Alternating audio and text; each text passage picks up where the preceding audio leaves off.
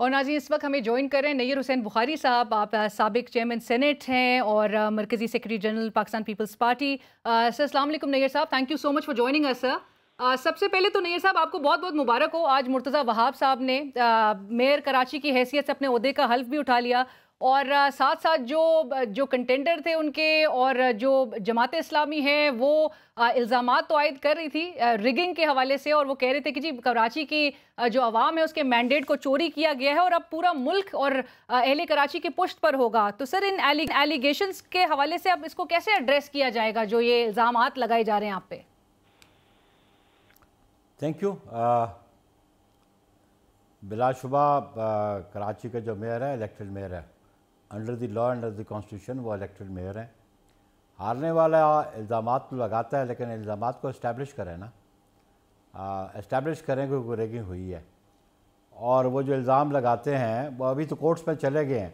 उनके दो इश्यूज़ हैं, एक तो उन लॉ को चैलेंज किया हुआ है। लॉ जब चैलेंज किया तो उन्होंने स्टे मांगा, तो जो सिंध हाई कोर्ट ने स्टे नहीं दिया उनको regarding the amendment in the local bodies और एक्ट जो है सिंध का।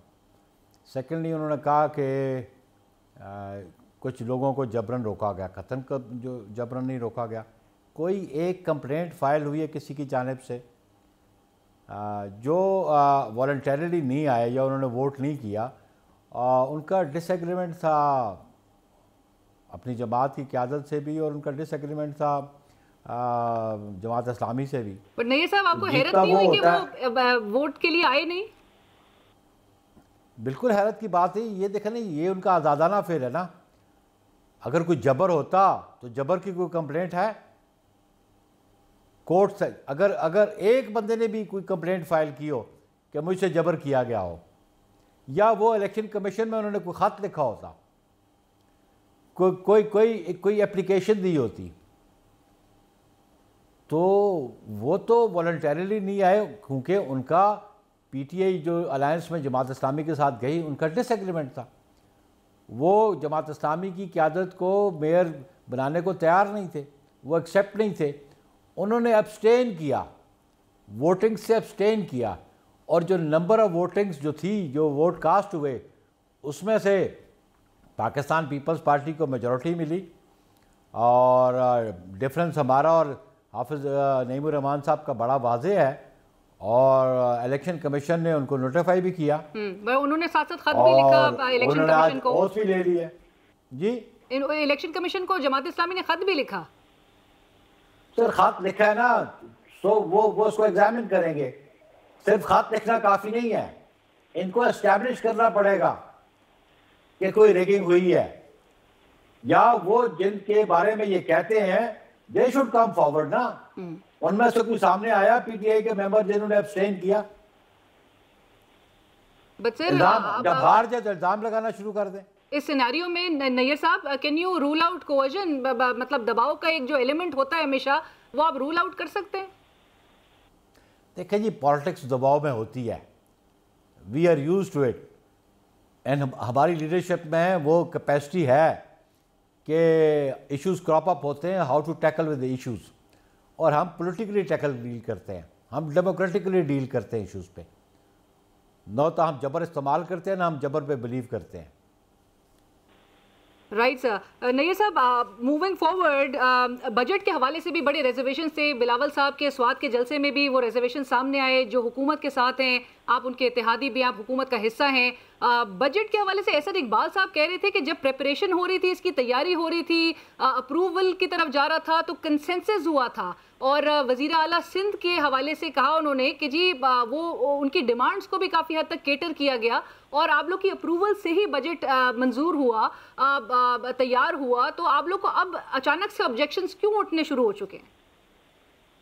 देखिए, जो अंडरस्टैंडिंग हुई हो, लेकिन अगर पेपर्स पे वो पेन डाउन नहीं होती तो ऑब्वियसली हमें इतराज़ भी होगा और हम अपना मौक़िफ़ उनके सामने भी रखेंगे, पब्लिकली भी रखेंगे, कैबिनेट मीटिंग में भी रखेंगे। ये एहसन इकबाल साहब को एहसास होना चाहिए कि ड्राइविंग सीट पे आप है, मिनिस्ट्री ऑफ फाइनेंस आपके पास है, प्राइम मिनिस्टरशिप आपके पास है। मैं समझता हूँ कि हम कोलिशन पार्टनर्स हैं, हमारा भी इक्वल राइट्स है कम अज़ कम कि हमें भी शेयर बमुताबिक हमारी जो नेशनल असम्बली की स्ट्रेंथ है उसके मुताबिक।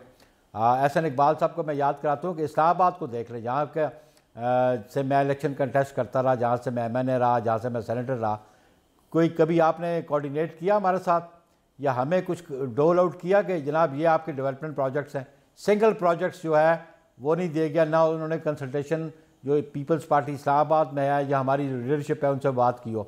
हमें तो इतराज़ है कि जितने डेवलपमेंट प्रोजेक्ट्स इशू किए जा रहे हैं वो मुस्लिम लीग के जो आइडेंटिफिकेशन प्रोजेक्ट्स है वो किए जाते हैं।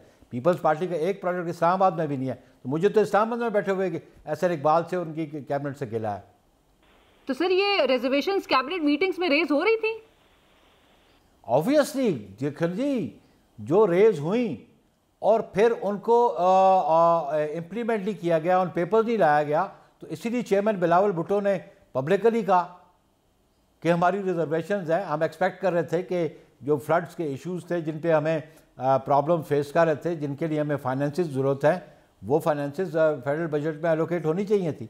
तो और अगर नहीं पैसे मिलेंगे तो बिलावल साहब ने तो कहा था कि खबरदार कर दिया था कि बजट ही अप्रूव नहीं होने देंगे।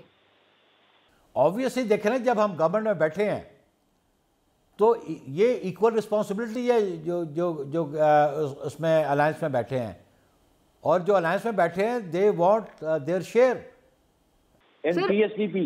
बट सर नैयर साहब कथा कलामी की माफी, लेकिन ये बात इनकी किस हद तक दुरुस्त है, ये क्लेम इनका किस हद तक दुरुस्त है कि वो कहते हैं 80 बिलियन के फंड्स में से मोस्टली जा रहा है सिंध को फ्लड विक्टिम्स के लिए? ऑब्वियसली फ्लड्स के ज़्यादा इफेक्टिवली तो उधर सिंध में ही हैं। तो ये तो क्लेम कर रहे हैं कि आप लोगों को तो मेजॉरिटी उसका हिस्सा दिया गया है फंड्स का। देखें ना जी, not as compare to the losses, जो जो जो जो लॉस हुआ सिंध के अवाम का, सिंध के फार्मर्स का, सिंध की इकॉनमी पे, और ये इशू तो चेयरमैन बिलावल ही ने रेज किया इंटरनेशनल फोरम्स पे। ये उनके ही एफर्ट्स थे। Secretary general of United Nation visited Pakistan, तो ये credit goes to Bilawal Bhutto Zardari. So the credit goes to Bilawal Bhutto Saab and not to the rest of the allies. नहीं, they are part of the government, you know, but initiative was taken by Bilawal Bhutto Zardari. Right, sir इसमें कोई शक नहीं है। और आप जो कह रहे हैं कि क्वांटम ऑफ लॉसेस भी सिंध में क्योंकि ज़्यादा है तो नेचुरली इसके फंड्स का एक मोस्टली हिस्सा सिंध को मिलना चाहिए। बट आज जो अप्रूवल आई है 25 अरब रुपए की वजीर आजम की जानिब से, और इसाक डार साहब कह रहे थे कि काफ़ी हद तक पैसिफाई कर लिया पीपल्स पार्टी को, कर लिया है, मना लिया है। Let it come to the जो फाइनेंस बिल है ना, let it be inserted over there, let it be voted, then will be convinced ना।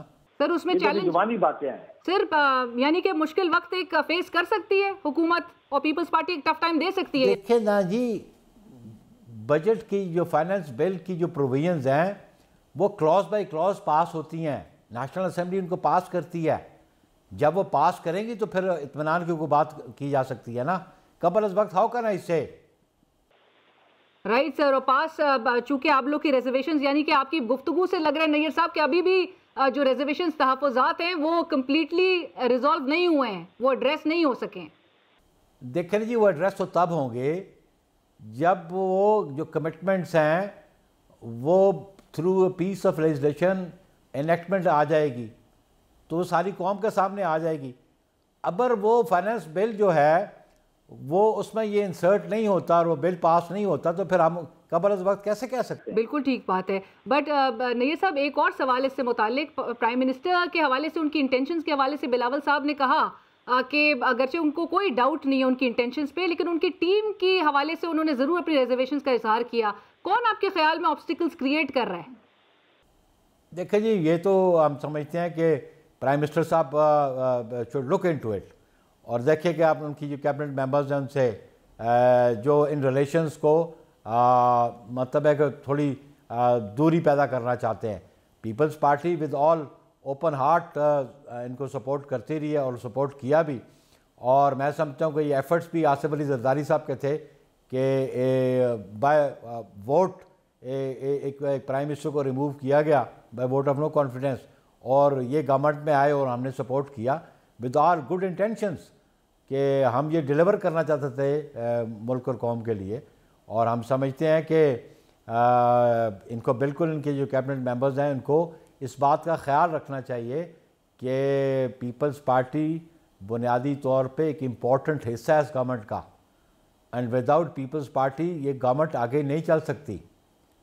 इसलिए उनको ड्राइविंग सीट पे हैं, उनको बाकी साथियों का, ना सिर्फ पीपल्स पार्टी JUI बैठी हुई है, वहाँ पे और जमातें बैठी हुई हैं, बलूचिस्तान की स्मॉलर पार्टीज बैठी हुई हैं, उनका ख्याल रखना इनका काम है। राइट सर, बट सर एक इम्प्रेशन यही मिल रहा है कि इस वक्त एक पीपल्स पार्टी वर्सेस PMLN एक सिचुएशन क्रिएट हो चुकी है, इवन बजट को भी लेके। बट ये जो IMF से मुताल्लिक खबर सामने आई है नैयर साहब, हमें मुसलसल बताया जा रहा था कि IMF जो है वो हो जाएगा, 9th रिव्यू कंक्लूड हो जाएगा, डिफ़ॉल्ट की तरफ मुल्क नहीं जा रहा। IMF की जो 29 जून तक की मीटिंग स्केड्यूल सामने आया, सर पाकिस्तान उसका हिस्सा ही नहीं है। ये किसका फेलियर है? लेकिन इसका रिस्पॉन्ड करना तो वो टीम जो नेगोशिएट कर रही थी IMF से, they should reply on it. But sir आप हुकूमत का हिस्सा तो हैं। मेरी अर्ज तो सुन लेना जी, आप। अब फॉरेन अफेयर्स के हवाले से बात हो तो वो चेयरमैन बिलावल जवाब दे सकते हैं ना, because he is not dealing with IMF। जो IMF को डील कर रहे हैं they should respond to it. और सेकेंडली हम समझते हैं कि हमें अपनी स्ट्रेटजी इवॉल्व करनी चाहिए कि हम कम से कम किसी और पे इन्हिसार करें। डिफ़ॉल्ट की तरफ हम नहीं जाएंगे, लेकिन अपनी इकॉनमी को दुरुस्त करने के लिए हम टोटल बैंक IMF पे ना करें, हम अपनी पॉलिसीज ऐसी मुरतब करें कि हम अपने पाँव पे खड़ा हो सकें। राइट नैयर साहब, एक हफ्ते कबल वज़ीर दिफा हमारे साथ प्रोग्राम में शरीक थे और उनसे हमारे जो रिलेशंस है विद अदर कंट्रीज़ उनसे वो डिस्कस हो रहा था, तो उस पर उन्होंने कहा कि मुकम्मल तौर पे कम्प्लीटली रिपेयर नहीं हुए हैं। अगरचे बिलावल भुट्टो साहब ने दौरे किए लेकिन रिपेयर कम्प्लीटली हमारे रिलेशन जो डैमेज जिस तरह से जिस हद तक हुआ था प्रीवियस गवर्नमेंट में, लेकिन वो अभी तक दोबारा से उस नहज पे नहीं आए हैं या उस तरह से मेंड नहीं हो सकी हैं फेंसेस। अभी जो इकोनॉमिक इंडिकेटर्स जिस तरह की एक शक्ल इख्तियार किए हुए हैं, आवाम जो एक खमियाजा भुगत रही है हाई इन्फ्लेशन का, सर आपको पता है प्राइसेस जिस तरह की इस वक्त नज़र आ रही हैं, उसका ब्लेम सर क्या सिर्फ और सिर्फ नून लीग पर जाना बनता है या इत्तेहादी हुकूमत ही को जाएगा? ये ब्लेम तो प्रीवियस गवर्नमेंट पे जाएगा। रिलेशंस जो ख़राब किए वो प्रीवियस गवर्नमेंट ने किए, पाकिस्तान को आइसोलेशन में वो लेके आए। कौन सा मुल्क है जिसके खिलाफ फॉर्मर प्राइम मिनिस्टर ने गुफ्तगू नहीं की? और मौजूदा गवर्नमेंट को जो इन्होंने इनहेरिट की इकॉनमी, उसकी बर्बादी की बुनियाद तो इमरान खान रख के चले गए कि पौने 4 सालों में $20 बिलियन लोन लिया। अकाउंट फॉर करें ना, वो $20 बिलियन किधर गए? IMF से एग्रीमेंट किया और उसी एग्रीमेंट की ब्रीच भी उन्होंने की। तो हम समझते हैं कि ये रिलेशंस रिपेयर करने में ऑब्वियसली हमें बहुत अच्छे रिस्पॉन्सेस मिले हैं, there is an improvement in it. और इकॉनमी के बारे में भी हम समझते हैं कि जो स्ट्रेटजी बनाई जा रही है, जो 4 साल में बर्बादी की, उसको रिपेयर करने में टाइम तो लगेगा। बट नैयर साहब 13% से इन्फ्लेशन को 40% पे लेकर जाना इत्तेहादी हुकूमत है, कोई ना कोई जिम्मेदारी किसी को तो इस वक्त कबूल करनी चाहिए। देखें ना जी, आफ्टर इफेक्ट्स उसी के ना जो मेजर्स उन्होंने लिए, जो जो जो बर्बादी उन्होंने की, उसके आफ्टर इफेक्ट्स पूरी कौम भुगत रही है। Do you think we are a political party और political party government, do you think कि वो बिलीव नहीं करती कि हमने फिर आवाम के पास जाना है? वो ऐसे एफर्ट्स नहीं करेंगी कि वो इम्प्रूवमेंट लेके आए ताकि आवाम को हम मुतमिन करके उनके पास हम जा सके नेक्स्ट इलेक्शन में। राइट नैयर साहब, आपको लगता है आवाम को मुतमिन कर लिया गया और अक्टूबर ही में इलेक्शंस में जाया जाएगा और आवाम आपके ख्याल में वो वोट भी करेंगे मौजूदा हुकूमत में जो तमाम इत्तेहादी जमातें हैं? देखें, वी होप सो, लेकिन हमारे एफर्ट्स तो यही है ना, हर पोलिटिकल पार्टीज के एफर्ट होते हैं ये। और हम तो करते हैं कि जो टर्म पूरी होगी और अंडर द कॉन्स्टिट्यूशन जो टर्म है इलेक्शंस की पूरी होगी, विद इन 60 डेज होने चाहिए, और वो हम समझते हैं कि होने चाहिए। और पीपल्स पार्टी तो फर्मली बिलीव करती है in constitutional provisions. Right, but Nayyar साहब आपको लगता है, और एक चेमोगोइयाँ इस हवाले से हो रही हैं कि इत्तेहादी हुकूमत में कुछ जमातें ऐसी हैं, चंद जमातें जो कि ये ख्वाहिश रखती हैं कि इलेक्शन अक्टूबर में ना हो, आगे बढ़ जाए। आप पीपल्स पार्टी इसके हक में होगी अगर इलेक्शंस कुछ दिनों से भी के फ़र्क से भी आगे डिले हो? देखिए जी, हम तो हर सूरत में चाहते हैं कि जो आइनी प्रोविजंस हैं उन पर अमल दरामद हो। लेकिन एक बात रीना आप अपने जहन में रख लें 13 अगस्त के पास ये मौजूदा गवर्नमेंट नहीं होगी, there will be a caretaker government, और इलेक्शन कराना केयर टेकर गवर्नमेंट का काम है। आज इलेक्शन कमीशन ने, वो मैं देख रहा था कि ख़बरें आ रही थी कि उन्होंने रिटर्निंग ऑफिसर्स के लिस्टें भी मुरतब करनी शुरू कर दी हैं। तो मौजूदा हुकूमत का काम तो नहीं है इलेक्शन करवाना, मौजूदा हुकूमत का एक काम था, वो काम उन्होंने कर दिया कि उन्होंने आने वाले इंतखाबात के लिए जो बजट एलोकेशन थी वो उन्होंने रख दी ताकि इलेक्शन करवाए जा सके। बिल्कुल ठीक है, बट आपने कहा 13 अगस्त से आगे हुकूमत नहीं नजर आ रही। पीपल्स पार्टी के ही चंद रहनुमा और आज नदीम अफजल चंद साहब, फैसल करीम कुंडी साहब प्रेस कॉन्फ्रेंस कर रहे थे। सर, ये प्री पोल रिगिंग की अब बात हो रही है पंजाब में, आपको लग रहा है कि वाकई में हथकंडे इस्तेमाल किए जा रहे हैं और निगरां वजीर आला पंजाब के हवाले से कहा जा रहा है कि वो बड़े बेबस हैं, ऐसा ही है? देखिए जी, मतलब जो उन्होंने कमेंट किया, ये सवाल उन्हीं दोनों से होना चाहिए, ज़्यादा बेहतर है। लेकिन मैं समझता हूँ कि free fair and transparent election वो बहुत ज़रूरी है इस मुल्क के लिए। पब्लिक एट लार्ज को ये अपॉर्चुनिटी मिलनी चाहिए कि वो अपनी राय का आज़ादाना इस्तेमाल कर सकें आने वाले इंतखाबात में, और peoples Party pre poll rigging को अपोज करेगी। We want free fair and transparent elections, क्योंकि हम डसे हुए हैं पुराने, जब मोहतरमा ने कहा था कि इलेक्शन चोरी कर लिया गया। 1990 का जो इलेक्शन था उसके बारे में सुप्रीम कोर्ट की वर्डिक्ट आई हुई है, जिसमें फंड्स डोल आउट किए गए, डिश आउट किए गए, वो भी कौम के सामने है। लेकिन हम समझते हैं कि ये ज़िम्मेदारी इलेक्शन कमीशन ऑफ पाकिस्तान ज़िम्मेदारी आइनी तौर पर निभाए, free fair and transparent election करवाए जाए। और नैयर साहब, इस्तेहकाम पाकिस्तान पार्टी ये जो वजूद में आई है, ये कितनी बड़ी एक ख़तरा, एक थ्रेट आप लोग के लिए बन सकती है आपके ख्याल में? पीपल्स पार्टी के लिए कोई ख़तरा, कोई थ्रेट नहीं, हम इसको कोई थ्रेट नहीं समझते हैं। ये पार्टियाँ पाकिस्तान की पॉलिटिकल हिस्ट्री में देखें, जो इस किस्म हालात में बनती हैं, अल्टीमेटली वो वैनिश भी हो जाती हैं, उनका एग्जिस्टेंस नहीं। ये पीपल्स पार्टी है जो पिछले 54 साल से एग्जिस्ट कर रही है और सारे इवन ऑड्स देख के आज भी एग्जिस्ट कर रही है। नैयर साहब, आखिरी सवाल है चंद साहब की स्टेटमेंट से ही मुतालिक। नदीम अफजल चंद साहब चूंकि आपकी पार्टी का हिस्सा है, मैं ज़रूर आपसे जानना चाहूँगी कि ये पार्टी मीटिंग्स में वो कह रहे हैं, उन्होंने एक मशवरा दिया कि पंजाब में अगर पीटीआई के साथ इत्तेहाद किया जाए तो वो फ़ायदा होगा बजाय इसके कि नून लीग के साथ इत्तेहाद किया जाए। ऐसी बात हो रही है सर? जी, हम किसी के साथ इत्तेहाद की कोई बात नहीं है हमारी, ना हम इत्तेहाद कर रहे हैं। पीपल्स पार्टी अपने मैनिफेस्टो पे, अपने प्रोग्राम पे इलेक्शन कंटेस्ट करेगी, और अभी तक कोई डिस्कशन अलायंस की है नहीं है। अगर कोई अलायंसेस की कोई प्रपोज़ल लेके आएगा तो हमारा जो फोरम है पॉलिसी मुरतब करने वाला, वो CEC है, हम उसमें एग्जामिन करेंगे। लेकिन it is premature as such at this time.